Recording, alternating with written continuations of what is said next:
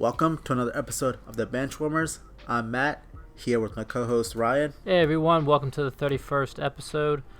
Don't forget to follow us on Twitter at Benchwarmers06. Subscribe to our podcast on Google Play Music, Apple Podcasts, SoundCloud, Stitcher, and YouTube. Also, don't forget, next week's episode is going to be an NFL preview. On today's episode, we're going to discuss quickly on the AP preseason poll top 10. And then Ryan and I are going to make our predictions for the winners of each of the Power 5 conferences.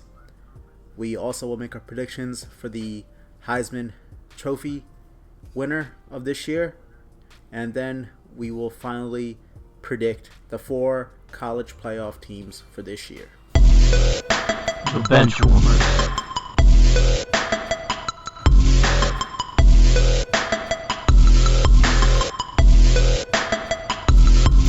Alright, so the college football AP preseason polls are out, as we know, and here's how the top 10 look. You have Alabama at number 1 after defending their title, Clemson at 2, Georgia 3, Wisconsin 4, Ohio State 5, Washington 6, Oklahoma 7, Miami is 8, Auburn is 9, and 10 is Penn State. What are your thoughts on these top 10 right now? I can't say I'm really surprised by any of these teams, Ryan. I mean, they're basically all the obvious powerhouses of college football. None of these teams really, shock me why they're preseason top 10 teams. The only couple teams that kind of I'm a little weary about is one, Ohio State, like we discussed last week. Their coach, Urban Meyer, suspended the first 3 games. There's, the controversy there. I don't know if they'll remain in the top 10 this year. I mean, honestly, I hope they kind of fall over a cliff for all I care. I mean, I feel like that athletic department kind of needs to kind of realize what's actually important, and winning and rankings is not really should be their number one priority, especially if they need to. I personally think they need to fix their actual department first, but whatever. And I agree with you there. And then the only top 10 team that is probably not a obvious blue blood is Washington at number 6. Obviously, they're a good team and they're talented. I'm not denying that. But when it comes to the Pac-12, you don't really think about Washington as your number one powerhouse team. You usually think about USC or Oregon or even UCLA for the most part. Those are the powerhouses that we know from the Pac-12. But obviously, Washington is a very talented team this year. They did well last year also. So I'm not really surprised for this specific team. I'm just more surprised than Washington is the only Pac-12 representative this year in the preseason top 10. So my only thing with this top 10 is that Georgia was in that championship game and they get pushed down to 3 and Clemson is a 2. That's really about it for me with there. Like Matt said with Washington, very respectful team. They have basically the same core team coming back this year. So I respect where they're at. Alone said, like I said, I agree with Matt. I kind of hope Ohio State falls off all the way around. So, but that's neither here nor there. So let's get into the SEC pick since they have a few teams in this top 10 already. So Matt, what's your pick for winning the SEC? I feel like I have to pick the team that's the most obvious, Mr. Nick Saban's Alabama Crimson Tide. I mean, this team's basically an NFL team for the most part. They're defending champions. I feel like they're always in the college football playoffs since it started. They always have a great defense. I mean, they're led by literally first-round draft picks every year. That's how good they are. So, I mean, obviously there's a few other SEC teams that are really good, in my opinion. But I feel like Alabama is clearly the favorite. And my only question mark here is who's Nick Saban going to start as his quarterback? Obviously, you have Jalen Hurts, who was their quarterback basically all of last year. But then, as you remember, Ryan, in that championship game, they were losing from the majority of the game They put their backup Tua in, and boom, they made the historical comeback and won the game. So I kind of wonder who Nick Saban's going to pick as that quarterback. Do you leave Jalen Hurts because he's the veteran, or do you leave Tua in because he made that comeback and he may be the one that leads you to another title? So that's kind of what I want to see. Nick Saban has yet to make that announcement of who's going to start, but obviously we'll know by Saturday because that's when it all starts. So personally, I hope Tua is the one that he starts, just because Alabama in general usually have quarterbacks who are basically game managers, like a Jalen Hurts, the A.J. McCarrons of the world. That's all they need, is a guy who doesn't turn the ball over. They basically run the ball a lot and let the defense do all the work. But personally, I just want to see them have a quarterback who's explosive, like Tua, who clearly could dominate a game and, if necessary, lead them from a comeback like they did in the championship. I'd always agree Tua deserves it, since he's the one who brought them back to win it. But that is not my pick. My pick is the team that blew that lead in Georgia. Again, I'm going with a powerhouse in the defensive side of things with this team. Also, not really well known for their quarterbacks, but these guys. Matt Stafford went to Georgia, bro. Like I said, not known for their quarterbacks. So I got no respect for Stafford, by the way, if you couldn't tell. No, I mean, for the most part, in recent years, these guys have been known for their defense, really. And their defense is, I'm pretty sure, consistent to what it was last year. I think they're going to come out. They have a point to prove this year after losing it the way they did. And I'm thinking that Georgia will come out with the win in the end in the SEC and just nudge out Alabama. It's not going to be, both these teams are great teams. I feel that Georgia's going to end up taking the SEC title this year. So let's move on to the ACC, and shockingly, for me, I went with Clemson, only because of how good this team has been year in and year out of recent. Otherwise, I'm not a Clemson fan at all. But they get that number 2 seed, even though they did not make it to the championship game last season. This team still has, as a number 2 seed going into the preseason, which means they're looking at them as this team still is a very stacked team, and just they still got the people in place. It's just, can they put it all together throughout the season when time's right come the playoff time. But for the ACC part of it, I think they've got that on lock. I don't really see any team really giving them trouble. So my pick here is Clemson, just because of consistency over the last few years, and they didn't really lose much. I do respect your pick of Clemson. I think Dabo Swinney is a great coach. I think he recruits a lot of great talent over there. And I think, like we mentioned about Alabama and Georgia, I think Clemson has a very, very good defense.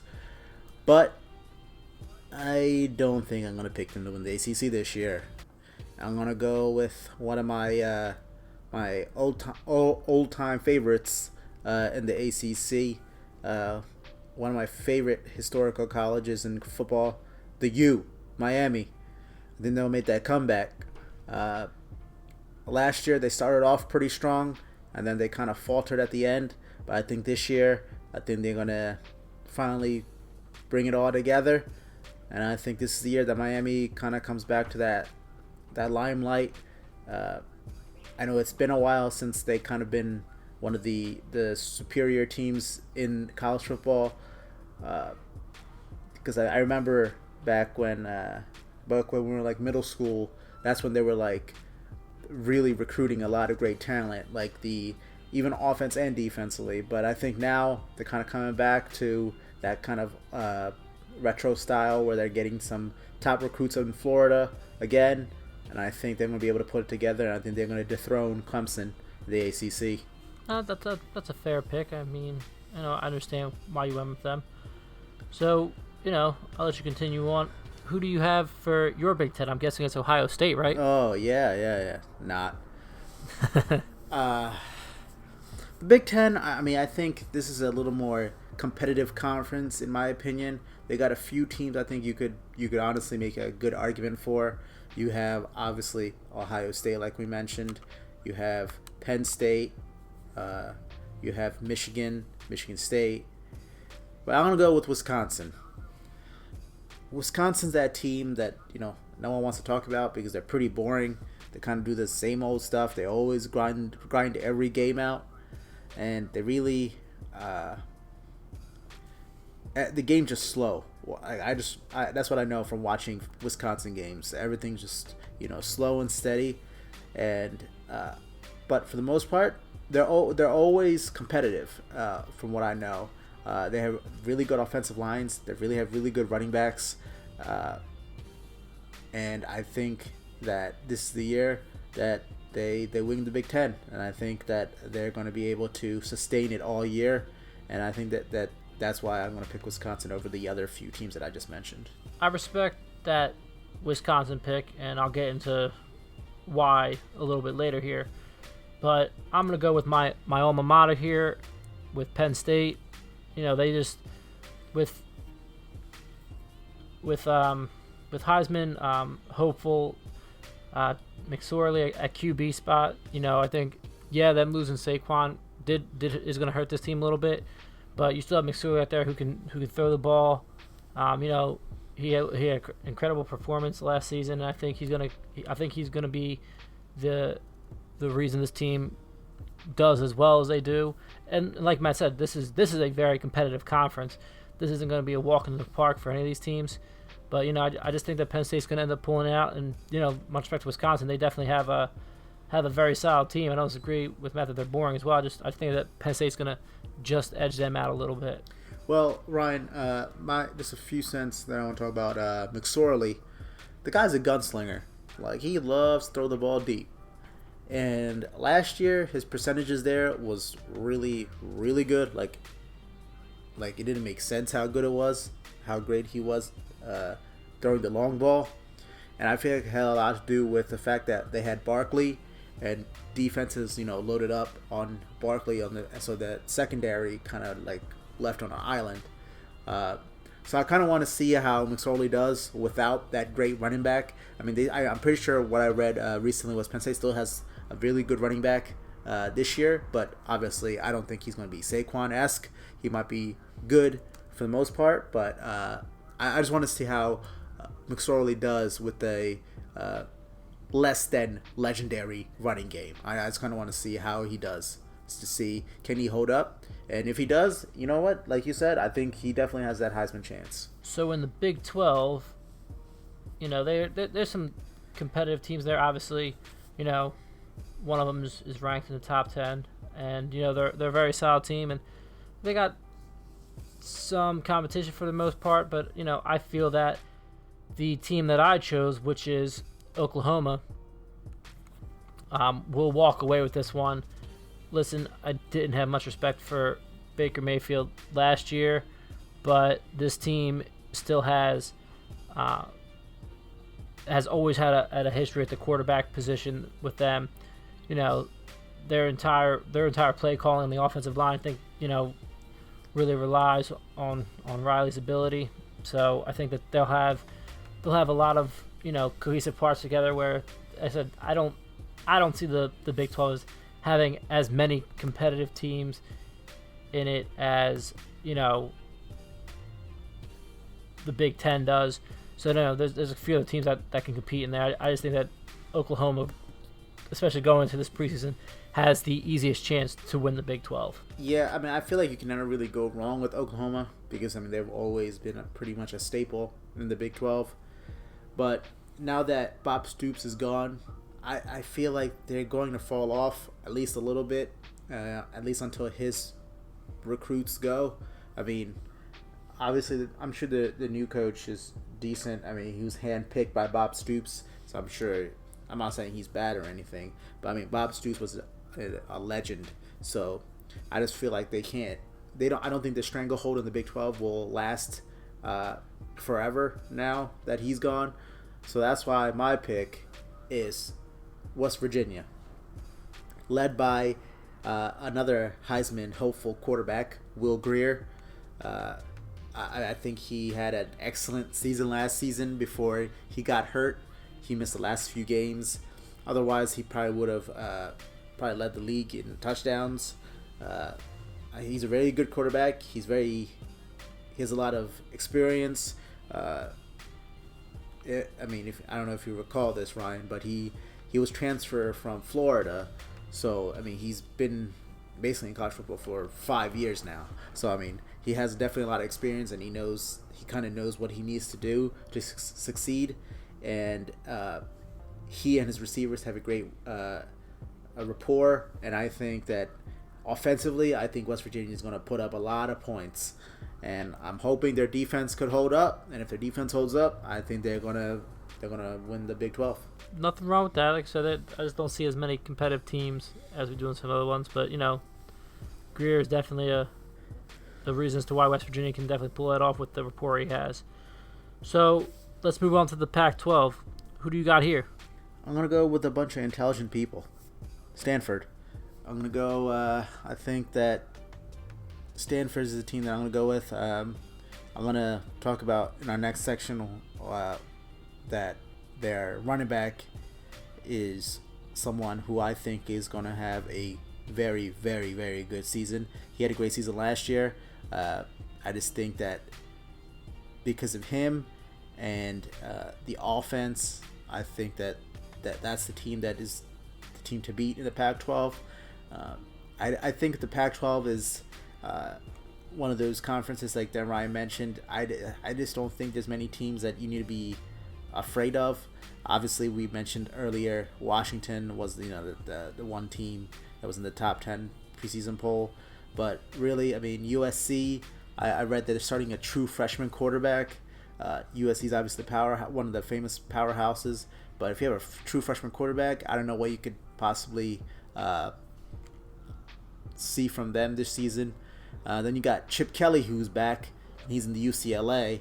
I'm sure it's going to take him a while to start recruiting guys that he needs to run his, quick offense that we know from Oregon and the quick stint that he had with the Eagles and 49ers. So I'm sure he's not going to be having a great season this year. At least that's what I think.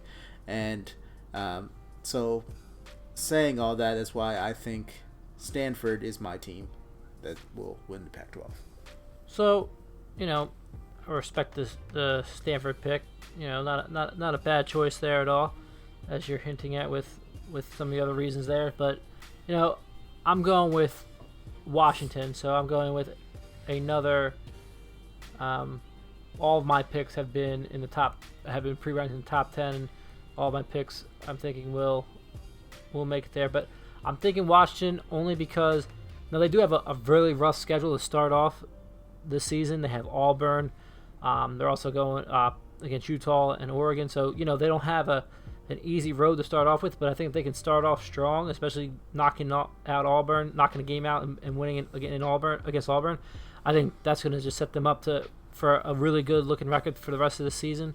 And they have to face these guys early, so it'll definitely give them more proven ground and all that, to where I think they can take that tough start and continue it through for the rest of the season, just to take this, take the Pac-12, not with ease. I said I don't think this another one's got some solid teams in there. I think that Washington will come out and end up taking this with maybe a 10-2, 11-1 record. So since you said you get into the next one with why you're picking Stanford, why don't you give us insight into who your Heisman pick is? That would be Mr. Bryce Love, the running back for Stanford. He was one of the Heisman finalists last year, and he decided to stay in college this year again. And I think he's going to have another great season, and I think he's going to be the focal point of that Stanford offense, both rushing and receiving. And I think, barring any injuries, I think that he's going to put up a lot of yardage and touchdowns. And I think, obviously, I think Stanford's going to do well. Hence why I picked him to win the conference. So I think that putting all those things together, I think that's why he's going to be the Heisman Trophy winner.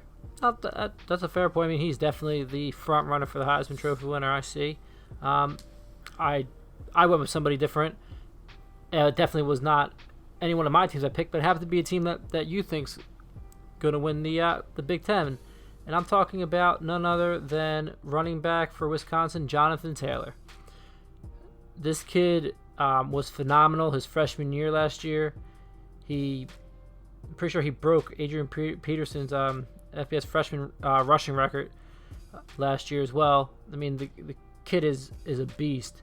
He does what he has to do. You know, he gets his receptions in there as well, but not as much as his rushing. And he destroys anyone and everyone when it comes down to it. So I think this kid, it's gonna be a close matchup between Jonathan Taylor and Bryce Love. But I think that, you know, Taylor's gonna edge him out just a little bit and do a little bit better. Not enough to where I think that Wisconsin's going to win the Big Ten by any means, but he's definitely going to be the big reason as to why they have a chance at winning the Big Ten.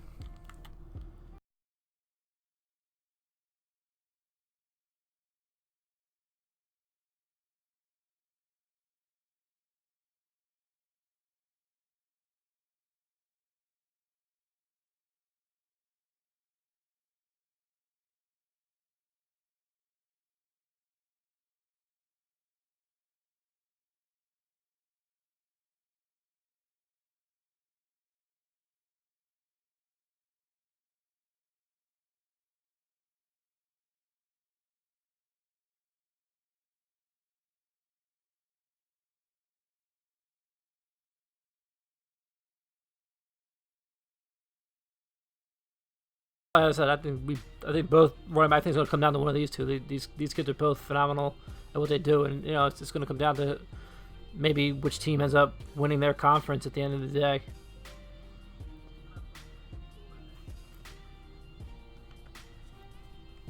Oh, yeah, I mean, we talked about McSorley. He's definitely a possibility for it, depending on how he does or how his team does. I mean, he's definitely one of them.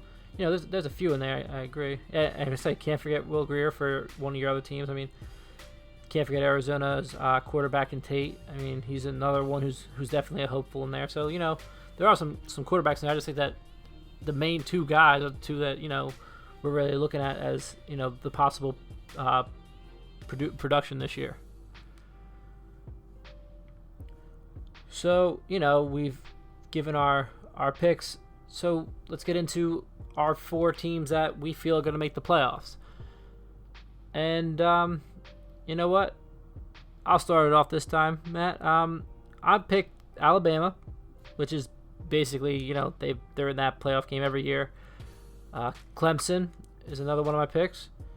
Like I said, it's just shocking that I'm taking that far, but, you know, they've been a pretty solid team the last couple of years. I think they can do it. I think Georgia wants to get back in there, and I think they'll be another team that's gonna make that playoff spot. And my last team is gonna just sneak by in there is gonna be, you know, none other than Penn State and my man McSorley, who's gonna, you know, gun that ball and get it to some guys and get them into the playoffs without choking this time around. Well, I agree with Alabama. My differences are basically who are our ACC difference was Clemson and Miami, so I have Miami instead of Clemson. And you had your Big Ten winner, and I had my Pac-12 winner. So you have Penn State, and I have Stanford. So I think not only is Bryce Love going to win the Heisman, I don't think he's going to lead his team. I think he's going to lead his team to the playoff. And with the final team in the playoff, you had Georgia, and I had a different SEC team. I had Auburn. I think Auburn is going to be that second team from the SEC, and I think they're going to be led by Jarrett Stidham, their quarterback. I think he's one of those guys who is probably going to be in that top quarterback conversation. And I think, Auburn's, you know, they're one of the teams that's always been pretty competitive. They obviously haven't won a championship since Cam Newton was there, but for the most part, they've been pretty consistent. And I think that this is the year that they're probably going to lose 2 games, I would say, but because of the fact that they play in the SEC, and I think that they're going to. As long as one of that loss is to my team in Washington, I'm okay with it. I mean, I think that's gonna be a big game. Honestly, I think that might say a lot about both those team seasons. So, yeah, so that's why I have Auburn as my final team in the playoff. So, Ryan, one thing I wanted to quickly mention is I remember back, back when, from what I recall from college football, not these the most recent couple of years, but before that, for a while, all the super teams, they usually schedule pretty garbage teams for their first couple of games of the season. Like Penn State would play like Akron, I remember like Alabama would play like Citadel, and they just blow these teams out. I mean, they would win like 80-3. Like it wouldn't be. It's a pointless game. We know who's gonna win. Of course, there are gonna be some upsets here and there over the years, like the Michigan who lost to Appalachian State and things like that, which I understand. But for the most part, the super teams usually just annihilate those weak teams.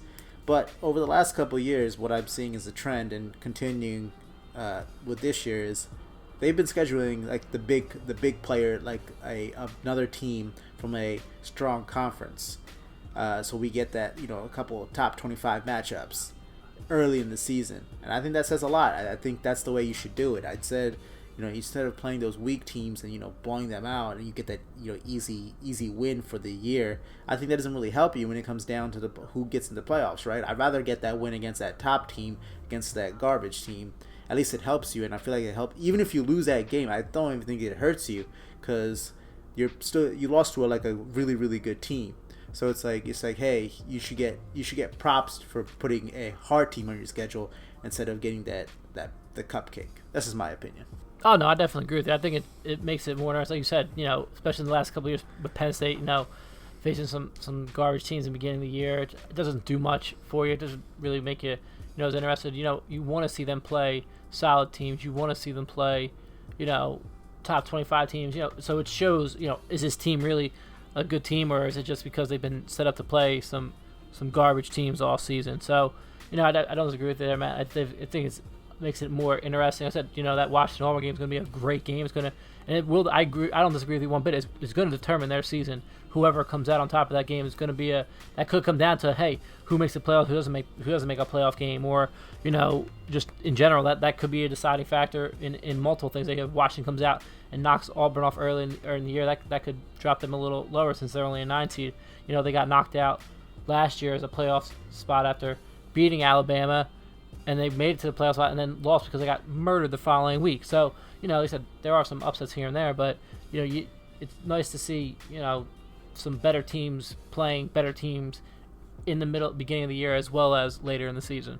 Oh yeah, I mean that's kind of why I want to see it, because I mean like you said, let's say even if Auburn or Washington loses that first game, you still have all season to kind of prove how good you are, as long as you don't get blown out. If the game is close and you lose by a touchdown or a field goal, I think that's like a plus point. I mean that's a good argument to have. Hey, I lost to this really good team by a field goal in the first game of the season. I don't think that should really it shouldn't penalize you. Whereas if you only beat a garbage team by 10, I feel like that hurts you more. Oh yeah, I mean I think they should put that into account as well.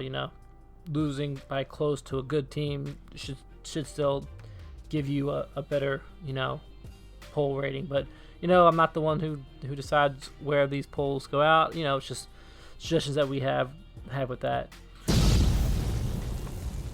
All right, let's get into hot topics. So I'm going to talk about a man who's been signed to no team in his entire NFL offseason. And I'm talking about OBJ, yes, Odell Beckham Jr. He finally agreed to sign a 5-year deal, $95 million contract with none other than his same team, the New York Giants. Not only is it $95 million, but 65 of that $95 million is guaranteed money. This man is the highest paid wide receiver in the NFL, in NFL history. He is only behind quarterbacks. Just a few quarterbacks get paid more than him, but as a wide receiver, he's the highest paid wide receiver. And I know we know this is definitely something we had brought up earlier about, he's always won that money. Well, he got it. It ended up being with the Giants, who are still going to be terrible. So, hey, yay you, and, I hope this hurts the Giants all the way around. And I still think it's ridiculous that he's getting paid that much money when I still don't think he's that good. Plus, you still have the injury possibility, reoccurring after he was just out all last season. And to give him that much guaranteed money is just astonishing. But, I'm not the Giants. I'm not the one running the team, but, they want to blow their money and still have a very poor team. That's fine with me being a Cowboys fan. I know that's fine with Matt with being an Eagles fan. Blow your money and still be a pretty crappy team at the end of the day. Fine by me. But I still think that, in general, OBJ is still getting paid way too much. I don't think he deserves, to be the highest paid wide receiver. No disrespect to him, I just don't see it. I really don't with what, coming off the injury of last year. If he had a phenomenal season, maybe. And I'm not saying that.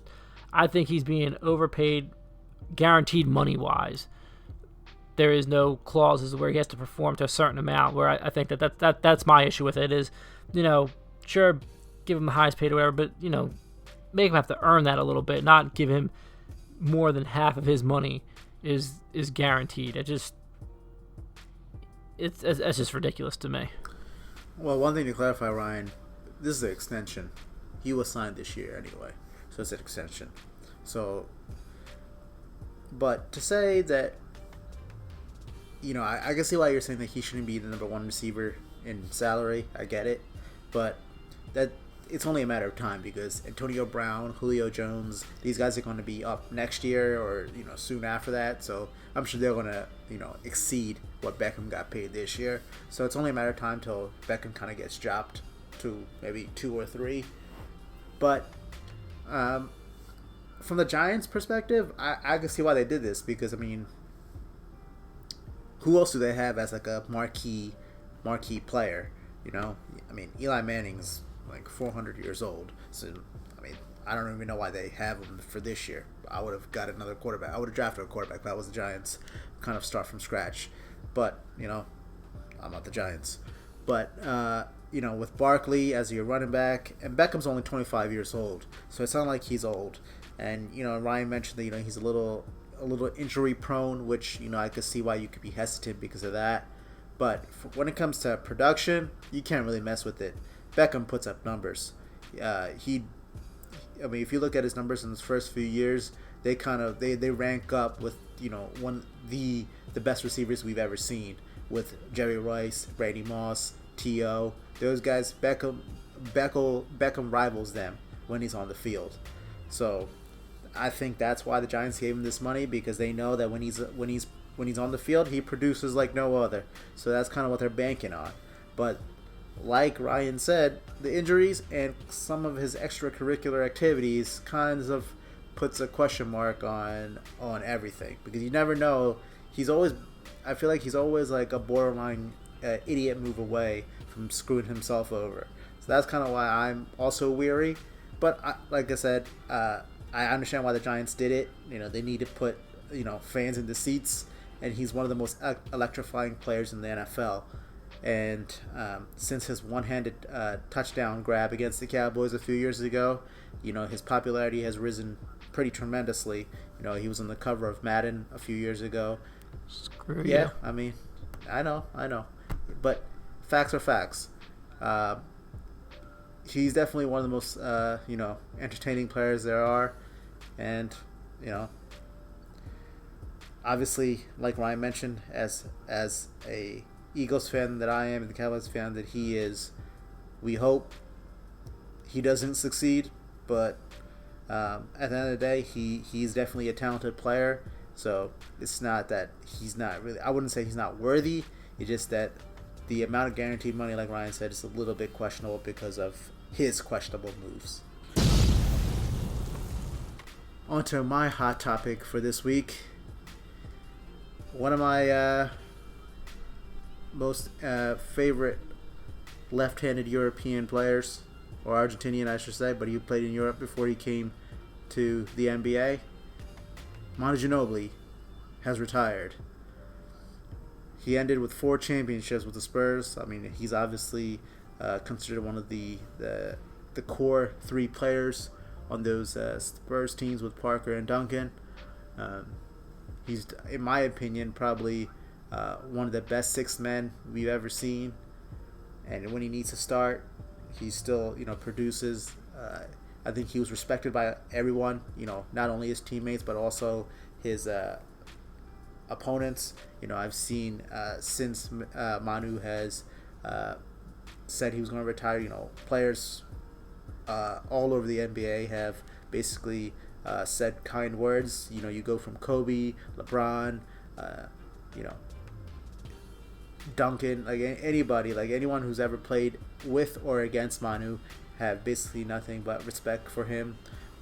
He's obviously, in my opinion, he's going to be a Hall of Famer, not only because of his NBA statistics, but also because of his international play. He led the Argentina national team to their first gold medal in basketball in 2004, where they beat America in the earlier rounds.